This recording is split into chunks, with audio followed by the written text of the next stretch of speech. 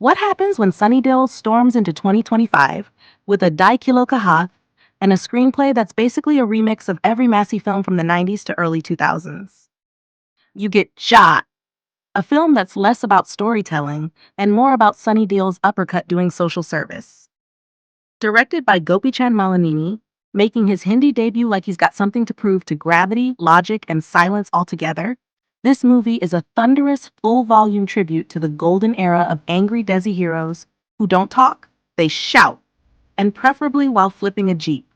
The plot, if you care, is about Veer Singh, a righteous ex-army man played by Sunny Deol, who returns to his village only to find it overrun by corruption, land mafias, goons, and people who haven't seen a bar of soap since demonetization.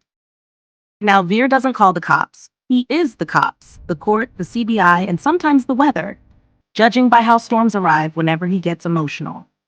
Our villains? Randeep Hooda, who plays the smooth-talking evil mastermind with the kind of swag you expect from a Netflix anti-hero, and Jagapathi Babu, who's been typecast as the South Indian villain in North Indian films, but still manages to bring that gritty intensity like he's got beef with your ancestors. And then there's Veer Singh in a role that feels like the writers forgot to finish his arc.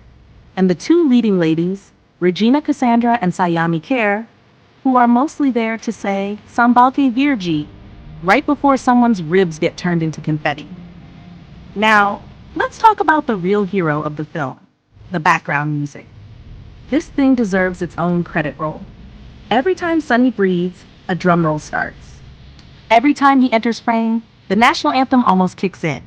It's like the music director was told, score this movie like you're trying to wake up the entire country at once. And the action scenes? Bro, forget Newton. These guys are operating in a parallel universe. Sunny throws one punch and three people fly. One into a wall, one into 2026, and one directly into flashback mode. There's a scene where he slams a Jeep door and the Jeep disintegrates like it owes him money. Cars don't just explode, they vaporize. One time he hits a guy so hard, I'm pretty sure I heard the camera shake.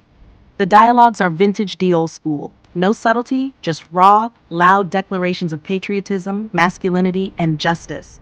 All delivered like the mic is 50 feet away. But somehow, it works. You're not here for nuance. You're here for the kind of lines that your uncle still shouts during arguments at wedding buffets. And Sunny delivers. Say what you will, but the man's screen presence is intact. At 66, he still roars like he's got unfinished business with the British Empire. His anger is evergreen. When Sunny screams, climate change pauses. Now yes, the story is predictable. The editing is choppy in places. The second half drags like a tractor pulling another tractor. And the female characters are basically props with eyeliner. But if you're watching Jaat expecting realism, you walked into the wrong theater, my friend.